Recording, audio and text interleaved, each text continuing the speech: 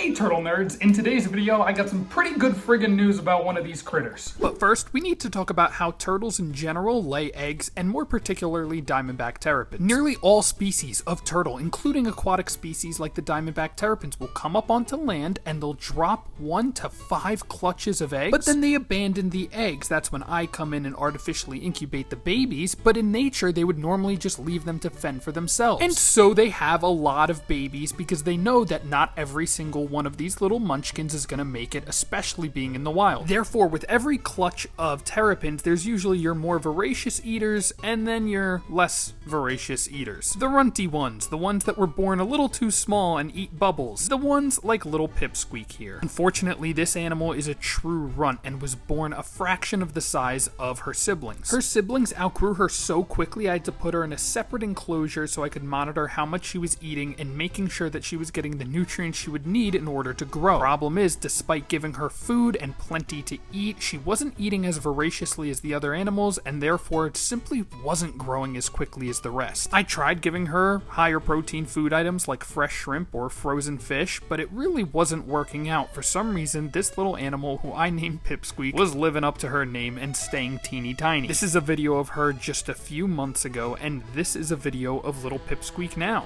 Do you notice anything different? The excellent news is that little tiny baby Pipsqueak is finally growing. Little baby Pipsqueak is finally growing and acting like a normal terrapin, so much so that I was able to upgrade her to a larger enclosure with a stronger filter. She's finally able to swim against the current like it's no big deal, just like a normal baby at her size. Even though she's approaching a year old, she's the size that I would expect a hatchling to be at around 2 months old. Regardless, I am more than happy that this little munchkin is finally starting to act like a normal baby terrapin and finally getting a little bit more bite force in her beak, and she's able to take down these tiny pellets, these Zoo Med hatchling formula little morsels, because when she does this, she's able to grow quicker and grow more exponentially. The more she eats, the bigger she grows, the more food she can fit in her little face hole, the more she can eat, the more she can grow. And so early on, she had trouble even eating one of these tiny pellets, but now she's able to take them down like it's no big deal. She's finally able to use that beak. She's using that crush plate in her mouth to crush up the food. She was really struggling and had a hard time doing this before, but now she's able to get the food into her mouth and actually eat it. For comparison, a normal baby terrapin should be about this big, which is a huge difference compared to teeny tiny Pipsqueak here, so you can tell that even though she's behind, I'm just more than happy that she's starting to eat and grow now. I try to give her adult food as well, just softened up, and you can see an example of that voracious appetite that I was talking about before. She went from barely even eating frozen foods to taking down pellets and ripping them apart like it's no big deal. At this point, she may be small, but her appetite and attitude is absolutely huge and getting bigger every day. So thank you guys so much for watching. I hope you enjoyed, I hope you learned something, and I'll see y'all in the next one.